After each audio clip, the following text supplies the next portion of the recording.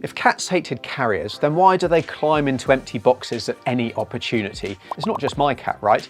Well, this is how to choose the best cat carrier for your cat and top tips for making sure that they can't wait to get into it. It's an easy win, actually, I think, to get your cat comfortable with their carrier. I would say, what a lot of us do, and I've been guilty of it myself, is kind of like buy a carrier, chuck it in the garage, get it out on vet days, bundle our cat into it because you're late and you've had to look for them because you haven't trained their recall. And the whole thing is such a stressful experience that, never mind arriving at the vet, they're already, having a really bad day. But what you can do very easily to get your cat used to their carrier is, first of all, put it in the heart of the home, the place that is kind of like your cat's inner sanctum. I know it sounds weird, but I think we would all know where that is in our home. Yeah, for sure. Yeah, where they feel safe and where they love to spend their time. Yeah.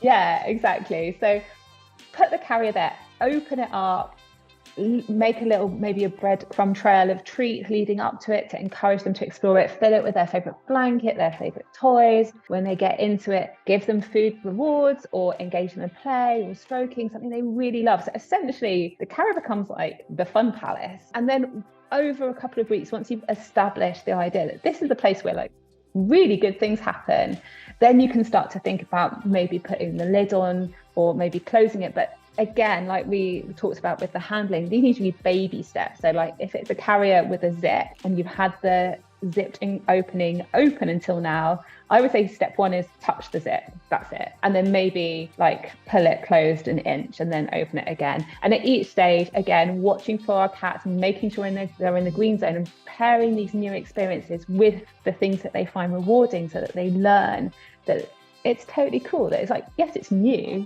It's a new experience, but it comes with treats and I'm having fun and it's all good and safe.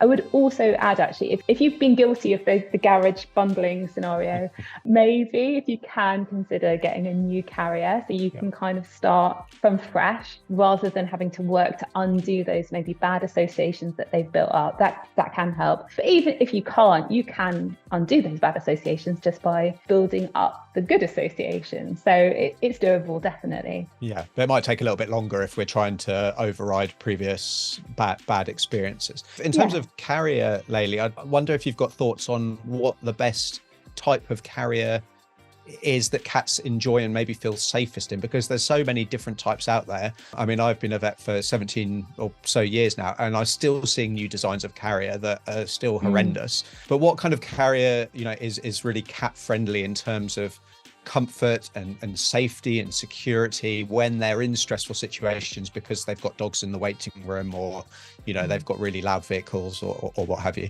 I mean, things that I look for in a carrier is you want it to be decent size. It doesn't need to be palatial, but you don't actively want it to constrain your cat. I think it's nice if it has a solid base because we want our cats to feel safe. And if it's a very flimsy cloth base underneath them, that's going to be harder to get used to. It's easy to think I want it to have loads of windows so my cat can look out. But if you're taking your cat into an environment where there are stressful visuals, I would say actually having a carrier that can be kind of closed down visually or bringing a blanket to toss over it is going to be helpful for your cat. So I think about what you would want to be carried in. I'd want it to feel at least sturdy. I wouldn't want to feel like the floor was going to drop out of it any time. I wouldn't want it to be very flimsy. So I think that's something to think about when you're looking for carriers. What are because I know vets have really strong views on carrier, or I feel like they do. So I'd agree with all of those points, nice and sturdy. I think somewhere where we can easily take the lid off because we don't want to, and I get them that either they're not able to separate them or they're bolted shut. So you would need your wrench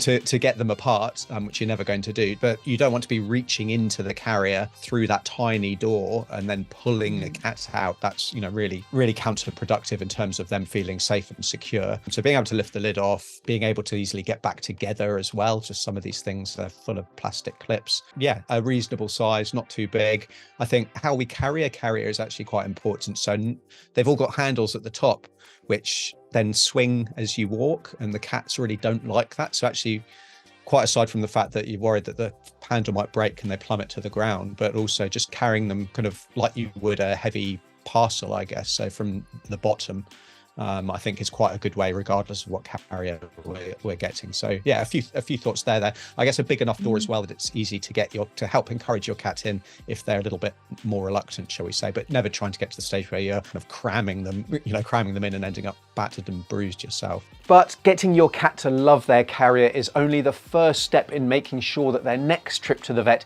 is completely stress-free. And you can find out the other 6 tips in this video linked on screen. So tap on that video, I'll see you there. And until the next time, I'm veterinarian Dr. Alex. This is Our Pets Health, because they're family.